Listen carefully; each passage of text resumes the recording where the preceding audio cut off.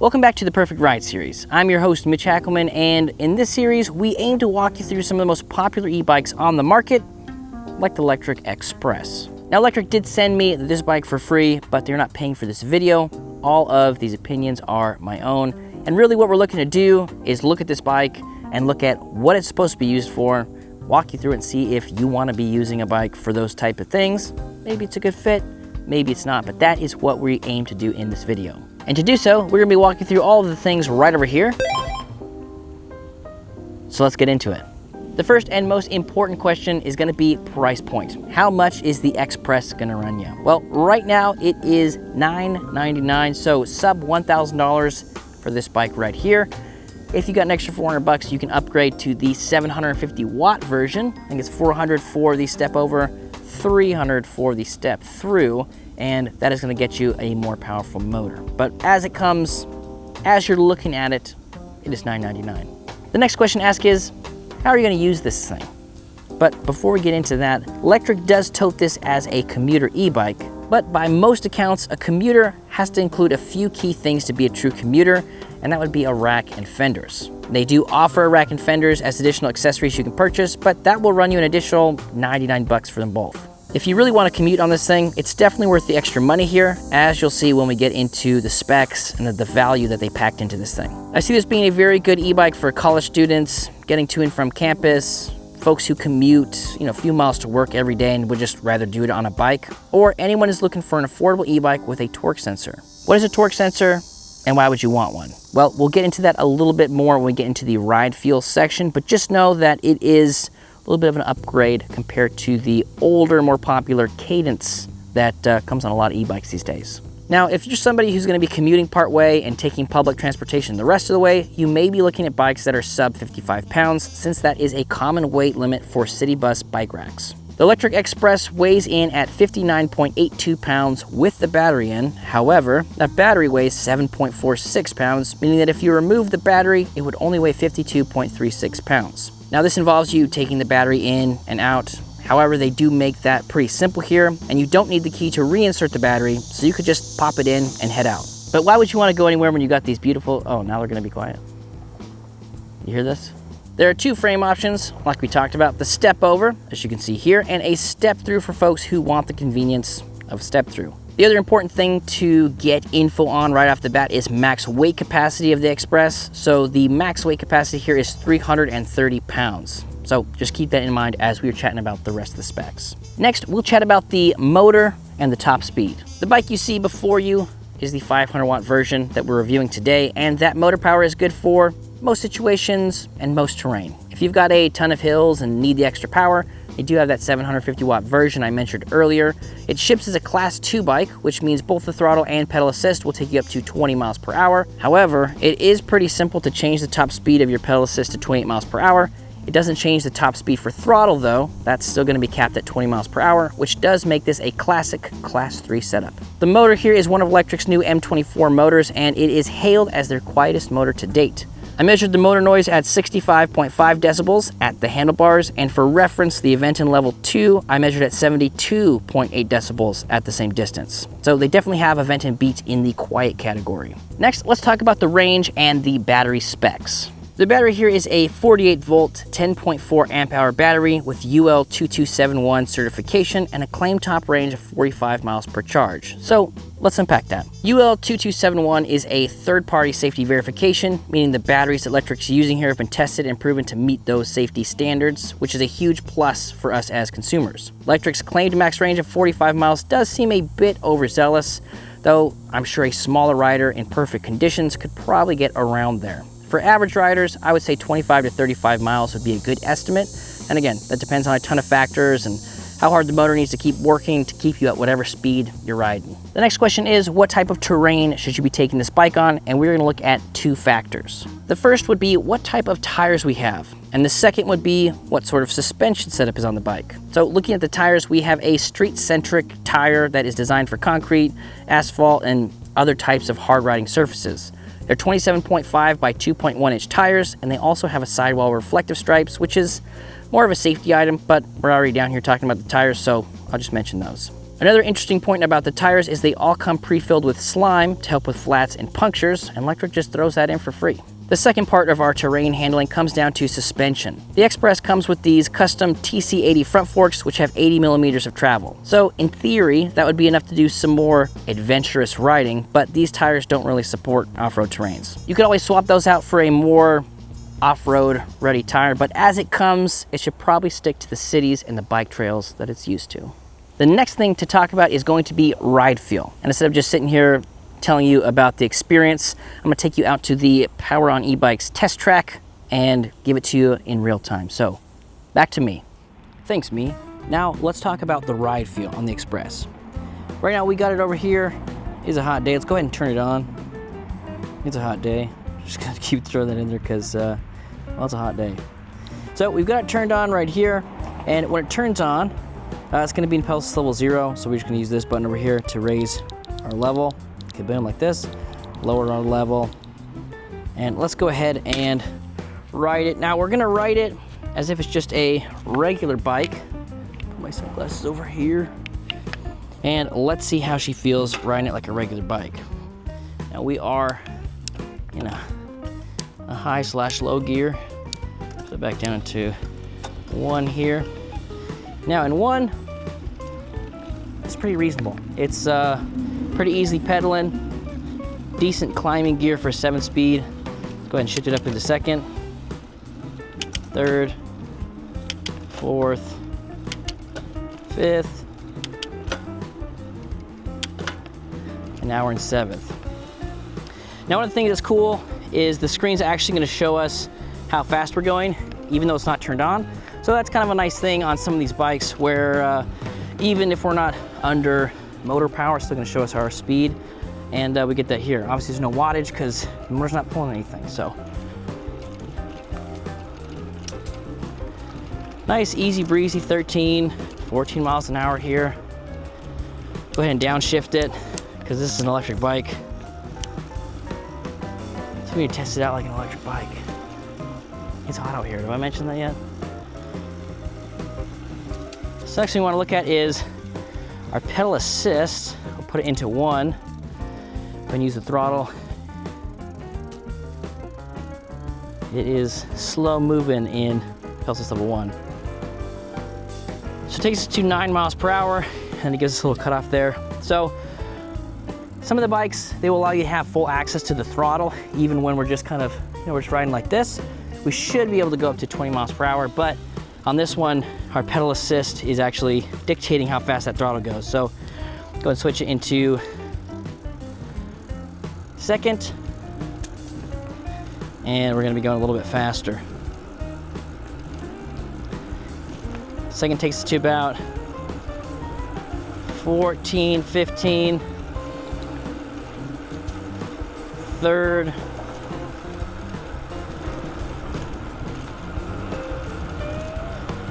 takes us up to 20.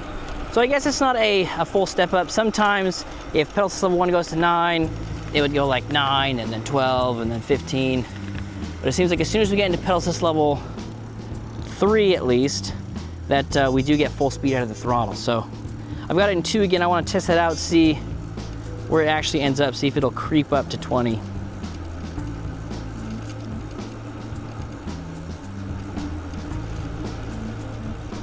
Now let's cut it off right there at 15. So that's kind of interesting. We got 5 levels of pedal assist, but once you get to pedal assist level 3, then the throttle will go to the top speed. So that is pretty interesting. Now I do have this set to class 3, 28 miles per hour being our top speed.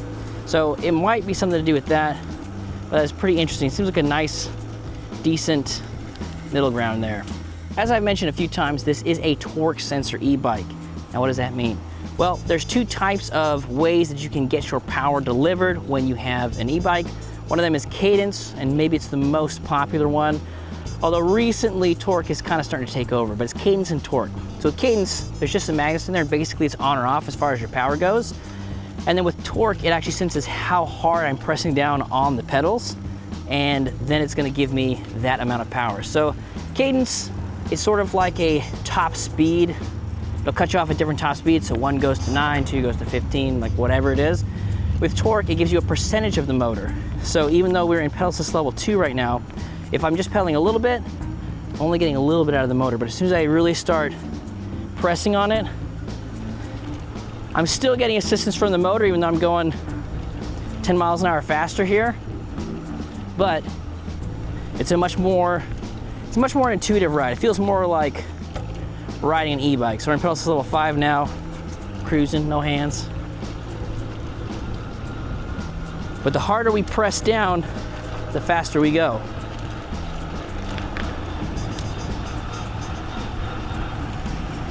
And we're only in 5th gear. So that's interesting about torque. Now the other thing that's interesting about torque sensors in general is they are a little bit more efficient with how they get you that power, because it is paying attention to pressure versus the magnets in there. So they stop a little bit quicker. There's not really much of a delay here from I'm pedaling and then it's like stop, power. So that's pretty interesting. If you've been on a cadence bike and you stop pedaling and it goes for another like 2-3 seconds, not only is that dangerous, but it can be a little bit sketchy at times. So having a torque is nice for those reasons.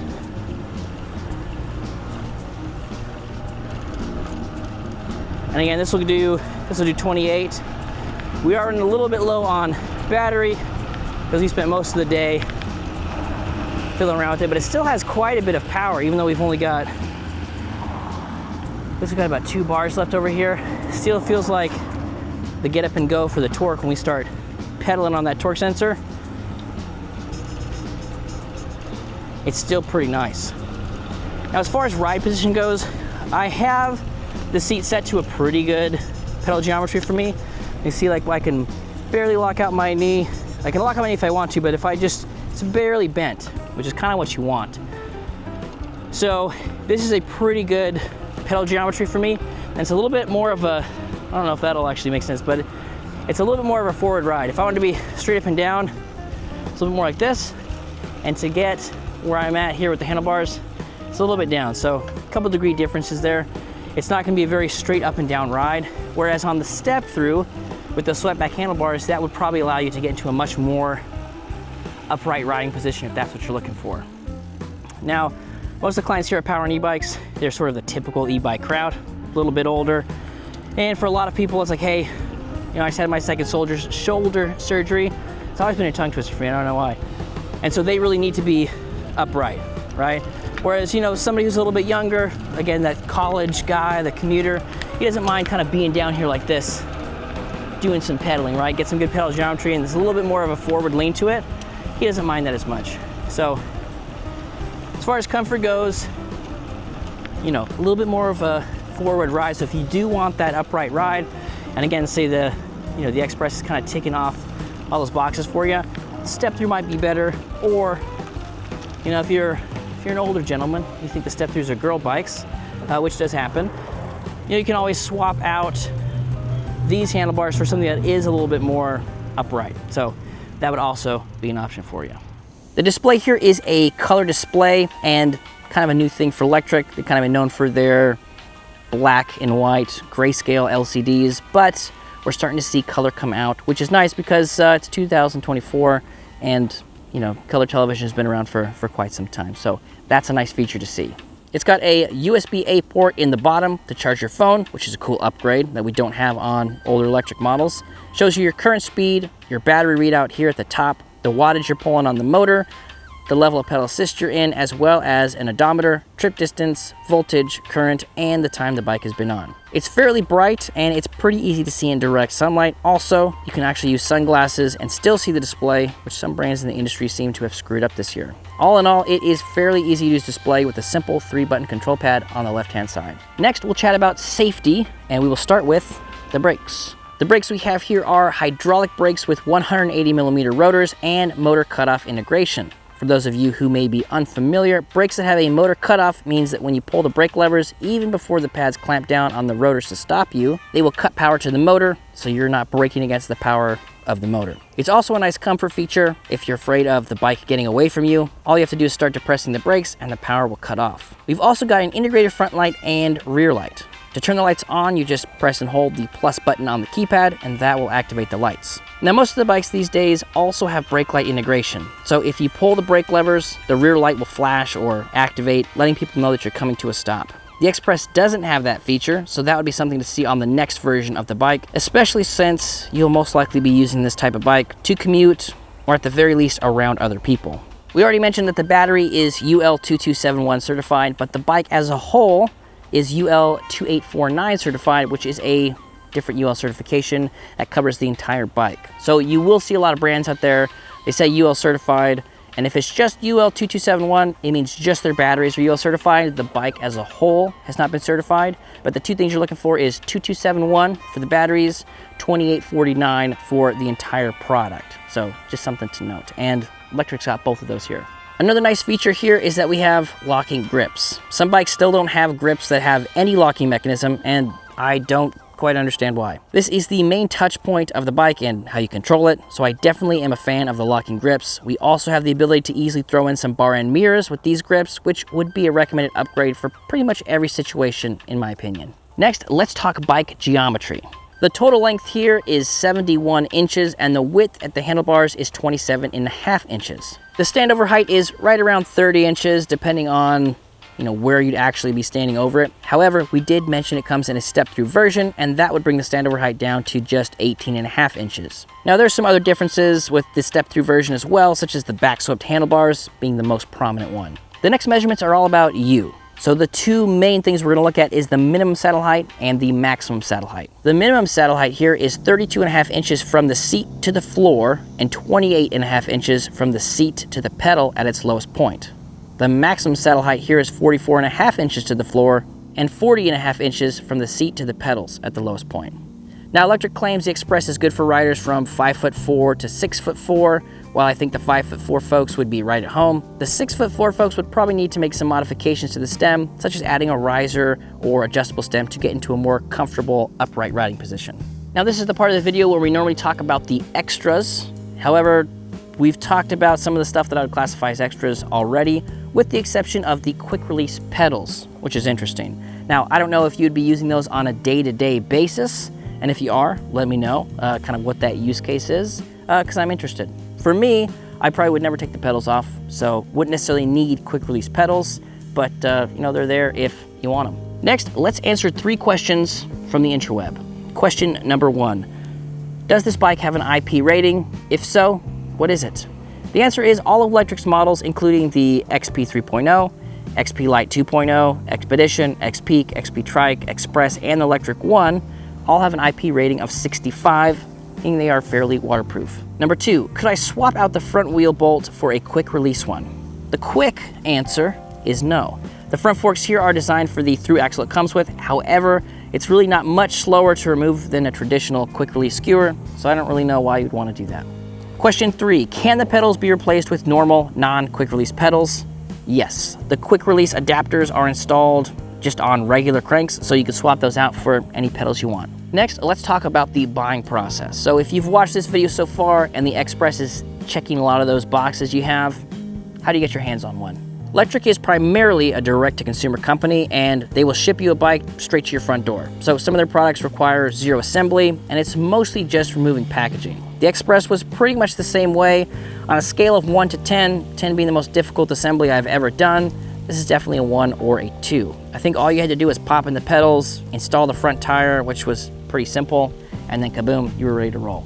If you're still not comfortable doing your own assembly, you can order one of these, connect with a local bike shop, and they might be able to assemble it for you, usually for a small fee. If you do want to do something like this, whether it's, Lectric or another direct consumer brand, and you are in the Houston area, you can come on over to Power On E-Bikes and we'll assemble it for you. The final thing you would want to know is probably about after-sales support and warranty. Lectric offers a 1-year warranty on the bike and offers an extended warranty available to purchase when you check out. The warranty covers everything on the bike except for wear items, so tires, tubes, brake pads, those type of things aren't covered, but those are all fairly inexpensive things to replace as you wear those down over time. For future service on the bike, they do have a bunch of shops across the US that are service partners. On their website, they've got a service center network where customers can find a shop near them. If they're not able to find a shop, their customer service team has a dedicated tech support team that can walk customers through repairs. They also have videos on their YouTube channel that their customer service team uses to send to customers on how to replace parts and do repairs. They even have the option to do a video chat with their bike techs so that they can see your bike and walk you through the repair. So Lectric does offer you quite a few options for the after sales aspect of owning one of the Lectric bikes. So if you've watched this whole video and the Lectric XPress looks like it's gonna be the bike for you, there you go, you're welcome. If you watch this whole video and maybe you're more confused about what you really need than you were before, leave us a comment down below and we'll try to help you down there in the comments. Thank you so much for riding along with us, and we'll catch you on the next one.